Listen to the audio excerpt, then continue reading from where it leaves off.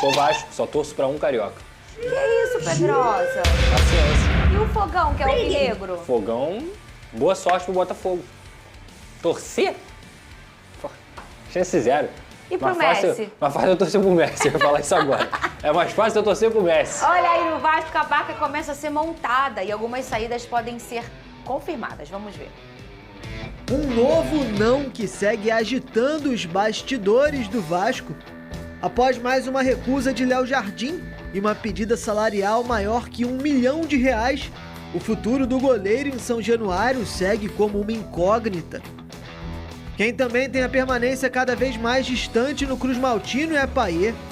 Com contrato até o fim de julho, a diretoria discute com o staff do jogador a possibilidade de antecipar o fim do vínculo. Ele não entra em campo desde o dia 15 de abril, na derrota contra o Ceará. Um dos principais objetivos para a diretoria cruzmaltina segue sendo a permanência de Felipe Coutinho. O meia negocia rescisão contratual com Aston Villa para avançar nas conversas por uma renovação de contrato com o Vasco.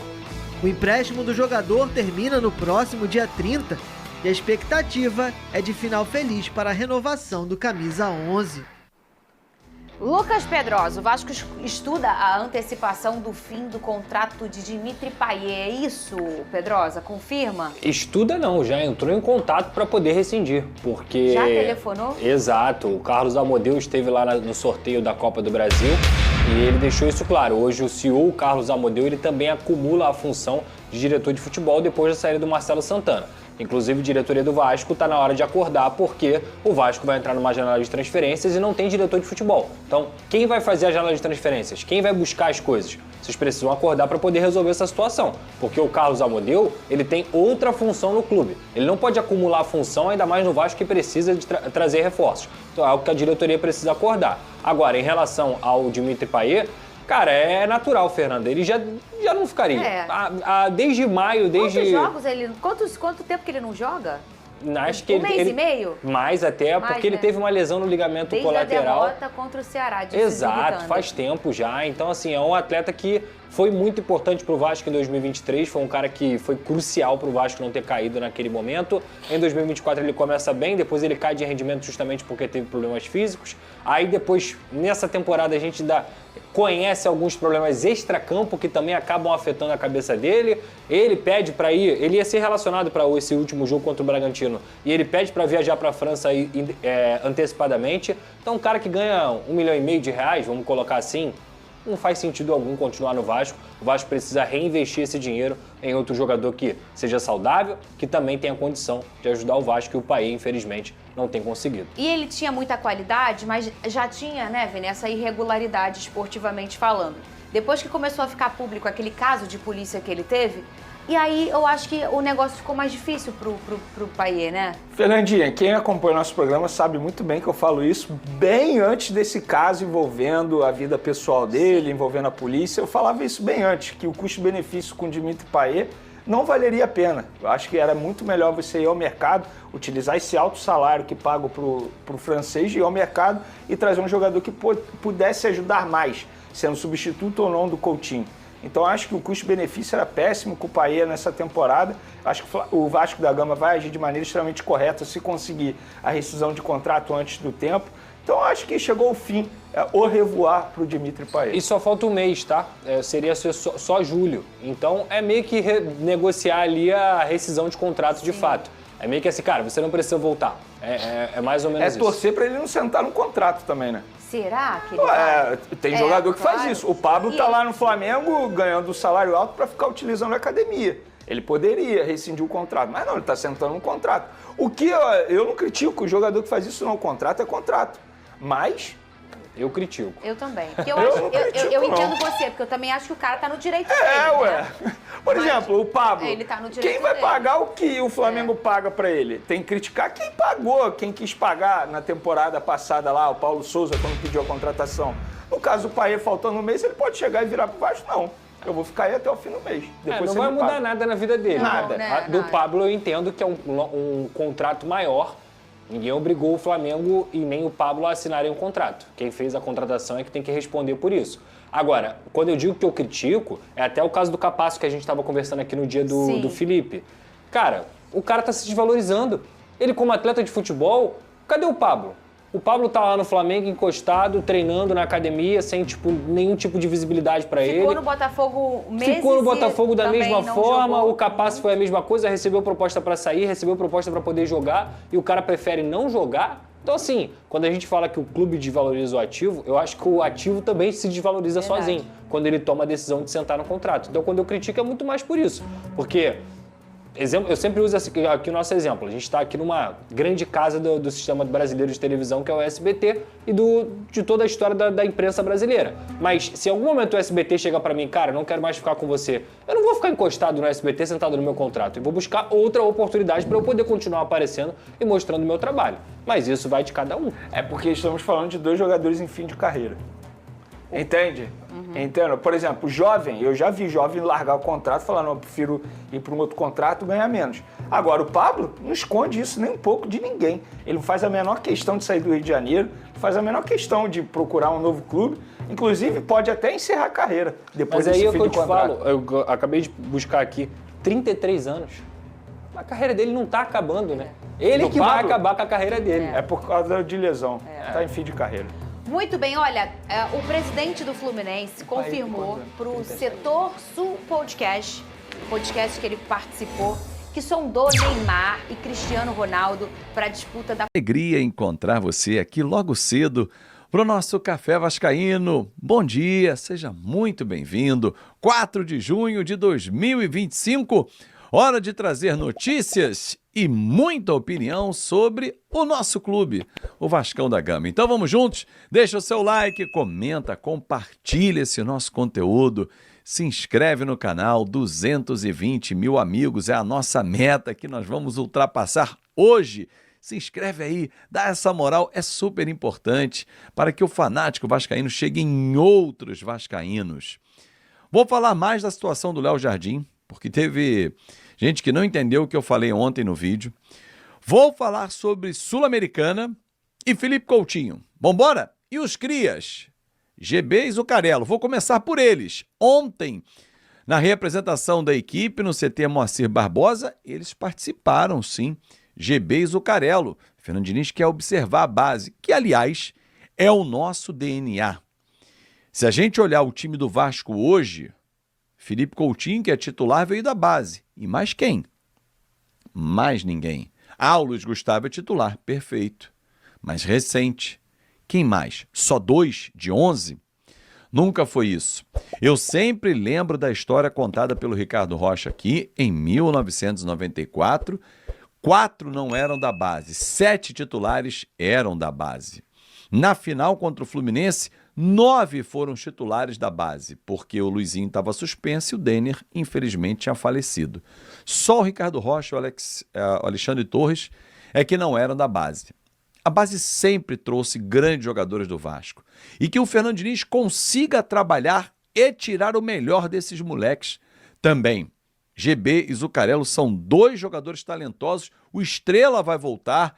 A gente começa a ganhar boas peças, né, vindas da base do Vasco. Já tem o Luiz Gustavo, daqui a pouco tem o Lincoln também. Tem o Paulinho, lateral direito, que é o Paulo Ricardo. Enfim, tem boas opções na nossa base. Aliás, sempre tivemos.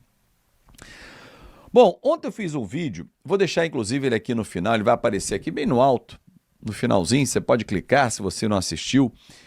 Quando eu trouxe informações que eu recebi, né, fui apurar com diversas fontes, dei crédito inclusive à informação trazida pelo Venê Casagrande, que é um grande jornalista, grande apurador também, tem boas fontes, em que ele dava conta de que o Léo Jardim recusou a 4ª proposta do Vasco, que fez uma nova contraproposta. Inclusive, o Carlos Amodeu, na segunda-feira, na sede da CBF, falou sobre o tema, de que está sempre em contato e aguardando.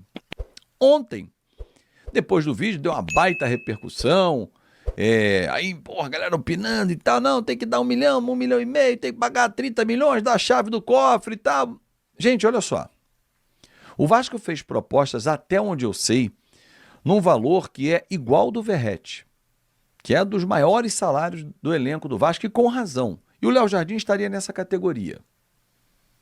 A informação que eu tenho é que ele não aceitou a proposta realmente. Só tem um detalhe, torcedor.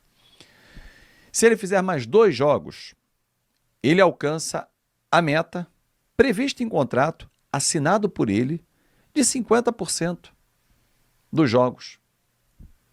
E aí, a renovação é automática. Vou dar um exemplo para você, torcedor, o que é uma renovação automática de contrato. Você é assessorado por mim. Nós firmamos um contrato em que eu tenho cláusulas para cumprir. E você, da mesma forma.